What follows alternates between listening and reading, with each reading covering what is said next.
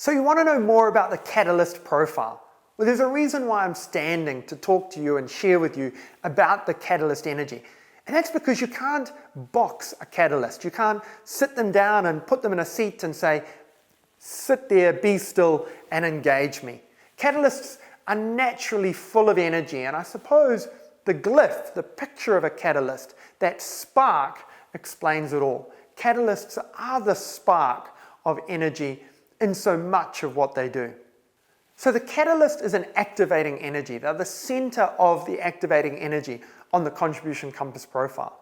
And the more activating energy they have in their profile, the higher the percentage of activating energy they have, the more you'll see them exhibit the catalytic energy in the way they go about their role in your business or in their team or in daily life. You know, how do you spot one of these catalysts? You spot them because of this restlessness they have, because of this energy they have, this drive to do things, often starting new things and never finishing them, often having a pile of unfinished books next to their bed. They're the type of people who are always driven, are always finding something new to do. They're often physically active and engaging and really energized speakers. When was the last time you saw a catalyst? I'm sure they were relatively easy to spot.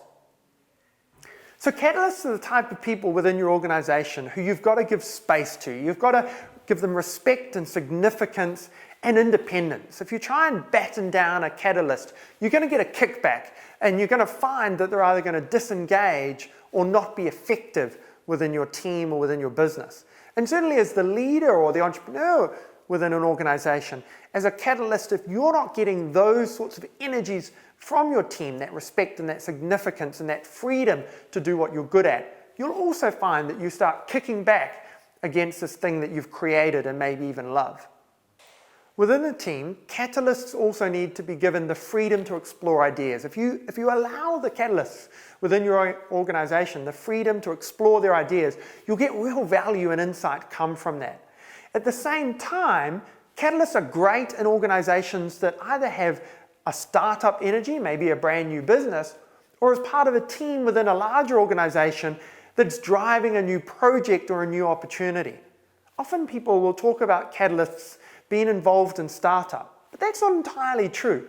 Catalysts can find that opportunity to drive a new project or get a new initiative off the ground in the largest of organizations on the planet. The important thing is to ensure that catalysts within your team are involved in those new initiatives, those startup or beginning of a project. Are you ensuring the catalysts on your team are involved in the areas that are going to maximize the contribution that they bring to your team? I find the catalysts in our organization have this ability to rattle the tree and rally the troops and get them into action, to create action within our team. They also have this ability to focus on product and service design and distill ideas down into the products and services that customers and clients are actually going to want to buy. And catalysts within our organization also have this ability when there's a short-term crisis, when there's an issue that needs to be dealt with, when there's a problem that needs to be solved. When we bring a catalyst in, we unlock that talent that they have for finding a solution and getting it sorted. So often we say that catalysts think that upsetting team members and causing them to fall over and disengage is just part of the collateral damage of any business or any project. So if you have a catalyst on your team, help them appreciate when they might be in danger of doing that. Or if you are a catalyst, make sure that you don't disenfranchise your team in pursuit of delivering the outcome.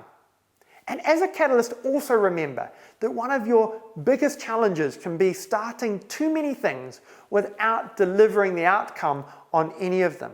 So make sure that when you start a project, you remember and remind yourself that finishing it, that delivering it, is only when the true value of a catalyst can come out.